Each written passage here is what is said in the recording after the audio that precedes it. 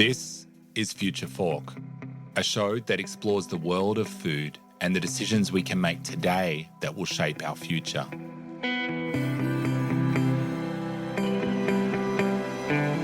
On the show, you'll hear from innovators in the food space. We'll have disruptive conversations with people from around the globe who are taking the lead on topics like food sustainability, ending world hunger, food security, and so much more.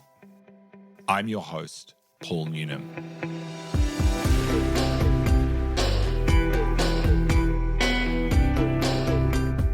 In this episode, we're talking to Shakuntala Thilsted, Director for Nutrition, Health and Food Security Impact Area Platform at CGIAR. In today's chat, we'll explore her remarkable journey from working with farmers in Trinidad and Tobago to becoming a global leader in transforming how we think about aquatic foods in our food systems. You'll hear about her fascinating early experiences as the first female agricultural officer in Tobago, why she believes seaweed powder could revolutionize school nutrition programs, and Shakuntala shares how her grandmother's wisdom shaped her career path. Let's get into it. Shakuntala, welcome to the show. Thank you so much, Paul, for having me. You've had an amazing set of experiences in your life. Where did this all start? Well, this started in Trinidad and Tobago because that's where I am from. And I did my undergraduate studies at the University of the West Indies on the St. Augustine campus in Trinidad. And I studied agriculture. And then I was very fortunate being a young woman, one of the few women in agriculture at that time.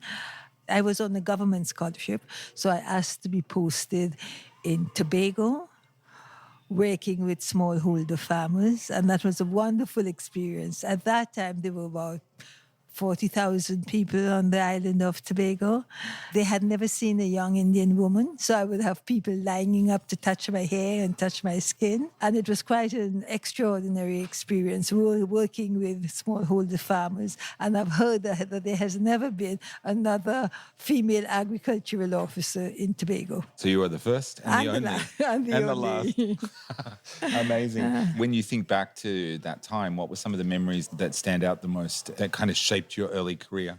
What was really remarkable was working with smallholder farmers, visiting their families and seeing how much they fitted into the system. It was the people with the ecosystems, what they were doing, and their whole life was centered around the ecosystems and what they had. Now, Tobago is a small island, so it's not just the agricultural crops, it's also the ocean. And so you started there, and then what happened next? Then I got married very young and moved to Denmark with my husband, who is Danish. And I continued my studies, my master's and my PhD studies in Denmark. Amazing. And my husband, he was a law student, and he finished his studies as well and started at the Ministry of Foreign Affairs. So how would you say that growing up in Trinidad and Tobago shaped your current passion? In many ways, when we talk about foods and when I talk about foods with you, some of the recipes you see that I use for mothers and young children, the basic ways and the basic recipes stem from those I know from my grandmother. I was extremely fortunate because I was brought up in a Hindu family, not vegetarian. And with me, there were 4 generations of women in this family, one living together. So I learned a lot. And I work with aquatic foods and aquatic food systems. And I clearly remember that my uncle, my mother's brother, won a scholarship, an island scholarship. And my grandmother was interviewed. And she was asked, I was a child, and she was asked, so your son must be very bright. And she said, yes, he's bright, also because I feed him fish. What would you say from your career, when you look back, what's one thing that you're most proud of in your career? I wouldn't say proud, but we feel very, very fortunate that I worked in an area that was unrecognized as part of holistic food systems. And at the same time, we had as you know, we had the UN Food Systems Summit in 2021. And I was fortunate enough to be in a very good position in the framing of the UN Food Systems Summit 2021. And I would say that if I was not part of that agenda, we would not have had aquatic foods included in the UN Food Systems Summit. And you can see even today, you've been here, this gathering of the dialogues. You've heard about productivity, you've heard about crops, and you've heard about production and quantities. You have not heard anything about aquatic foods, and you have not heard that there are foods from land and also foods from water. Look at the map of the world. How many people live along the coast? How many people live on islands? Look at the Great Lakes of Africa. So there are many, many population groups who depend also on foods from water. Absolutely. So you're now working at the CGIAR. What's it like to be leading nutrition, health, and food security impact? What does that look like? It's a big job. It's a big job, and it's quite a change in the way that the CGIAR has worked. As you know, from the 60s with the Green Revolution, there has been a focus on few staple foods, and that is still there. It's very hard to change course, but we do have the momentum to change course with transformation of food systems as part of the UN Food Systems Summit agenda and moving forward to 2030. And also the CGIAR in its strategy has clearly defined, and it's on the first page, that the mission of the CGIAR is transformation of food, land, and water systems in a climate crisis. So that gives us the opportunity to work more holistically and to ensure that aquatic food systems are included in the transformation of food systems. That's amazing. So what are some of the biggest challenges around this whole nutrition and food systems space? I would say it's the way of thinking. The focus has been on production and the inputs to production. And you talk about the few foods that make up the major parts of diets. But if you would begin with a people-centered approach and how people interact with foods, how they interact with land, how they interact with water, and take a people's approach to food systems, then you would get very many other ways in which you can influence food systems and ensure that you can transform them to be nutritious and be sustainable. So the CGIAR, what would you say is something people don't really know about the CGIAR? First of all, I don't think many people know that it's a group of centers, and each center is different in its focus, but together they can complement each other. So, for example, in the Philippines, we have the International Rice Research Institute, and in Penang, Malaysia, we have the World Fish. And those two centers could work together, because if you would take many parts of Asia, the basic ingredients of the diets are fish and rice. I mean, in Bangladesh, there's a proverb that says, Mashebate Bangladeshi. And that means fish and rice make a Bangladesh. I love it. I love it. So this week we're here together at the World Food Prize. Let's just explore a little bit, you being awarded in 2021 the World Food Prize. What did the research involve that led to the prize being awarded to you? I worked with aquatic food systems, but again, as I said, I worked from a people-centered approach.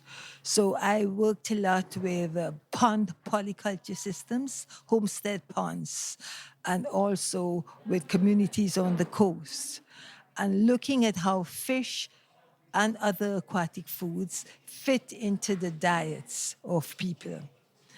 And that's not information that people know much about. I worked in Cambodia, for example, and I had to change my approach many times because I went to Cambodia saying, I'm going to work with fish.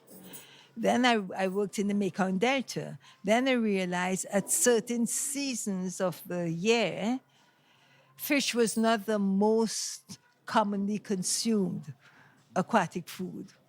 So I changed my title of the work I was doing, my area of work, and I said fish and other aquatic animals, because I was seeing crabs and I was seeing molluscs and snails and fish and other aquatic animals. Then I realized when collecting the data, I realized I had to change that because it was not just animals, it was microorganisms and it was plants. So then I changed and I began using the phrase aquatic foods. That is also something I'm proud about because the world has now accepted that the term we should use, foods from water, are aquatic foods, and not fish or sea fish, but aquatic foods because it's so varied. That's really important, and it's important that it was a kind of through your research that you discovered and were challenged and then... And I had to find a new terminology. Exactly. Yeah. So how has winning the World Food Prize changed or influenced the work that you do? First of all, so many people from all over the world got to know about the work I do and aquatic food systems. People had not thought about that when they would talk about, because the way they would look at food security would be agriculture and foods. So that would be foods produced on land and the major crops that are grown. But with me coming in with aquatic food systems, it broadened the horizon. And now I would say it's not accepted in many places. And even when I go to conferences on the oceans, for example, the big conferences on oceans, many times you will just hear that it's only fish that's mentioned, not aquatic foods from water, and the diversity of aquatic foods from water. Are those foods at the moment, how are they impacted by climate change? How is this space? Because we talk a lot about the impacts in land, but what's going on in the ocean or in aquatic areas? Well, very much if you would look at the low trophic species, for example, molluscs and seaweed, they have multiple benefits, not only as very nutrient-rich foods for people, but also the way they are produced. There are low inputs, and the way that water is used in the areas where these foods are produced, it's environmentally friendly. So as a source of food, it's low inputs or no inputs at all, and good for the environment. And so in terms of what do you think are some of the barriers that are preventing people really investing more and understanding aquatic foods? Well, I make the comparison between milk powder and if we would use seaweed powder, for example, in school meals and in school feeding. I think milk powder goes back maybe 4 or 5 generations all over the world, even in areas where they don't grow milk. And what if we could replace some of that milk powder with seaweed? And why I would like to do that is because of it being able to produce it environmentally. It's a production system that's with a lot of engagement of women. The production system is easy, and you just need to dry the seaweed and ground it into a powder, which you then can use as part of school meals. And what you're going to win is based on the fantastic nutrient content of seaweed in terms of vitamin B12, for example, in terms of iodine. And you know that vitamin B12 is extremely important for cognition. What if we could measure the development of a country in terms of the cognitive capacity of children, which lasts a whole lifetime, and it's also intergenerational? So that's a dream I have. I love it. And so this seaweed powder, is there any countries that are utilizing that or thinking this way, or is this very I've new? used it in Odisha Yeah. and in Assam, And that's going on. And the state of Odisha and the state of Assam have declared that they are going to make it. They have written into the policies, and that's going to be a major, not just seaweed, but also small fish powder. In Assam, and small indigenous fish, which are dried and ground into powder. And that's what we are using, for example.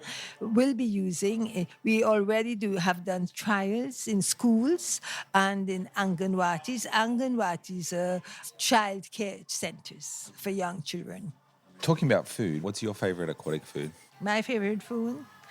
Fruits. I'm from the Caribbean, Yeah. so it's mango and coconut. And in the aquatic area, what do you like to eat? In the aquatic area, I love seaweed salad. A seaweed salad? Yes. Ah. And do you have that fresh or dried, or how Fresh. does that? Fresh. And for people that haven't had aquatic foods, or they feel that they're hard to understand, what would you encourage them to do?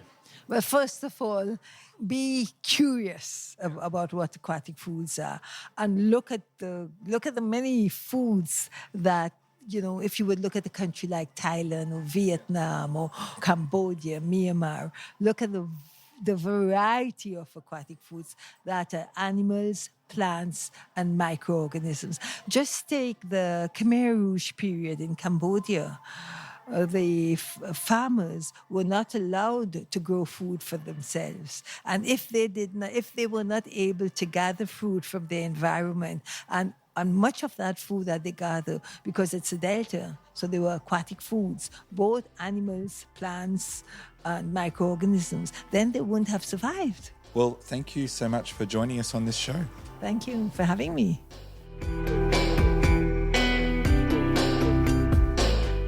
You've been listening to Future Fork, a show that explores the world of food and the decisions we can make today that will shape our future. Future Fork is produced by Disruptive Consulting Solutions and supports the SDG2 Advocacy Hub. For more info, head to the website futureforkpodcast.com. This show was produced with strategy and production support from Wavelength Creative. So you don't miss an episode of Future Fork, make sure to subscribe to or follow the show in your podcast app. And while you're there, leave us a 5-star review. It really helps others find the show. I'm Paul Newnham, and I'll see you in the next episode.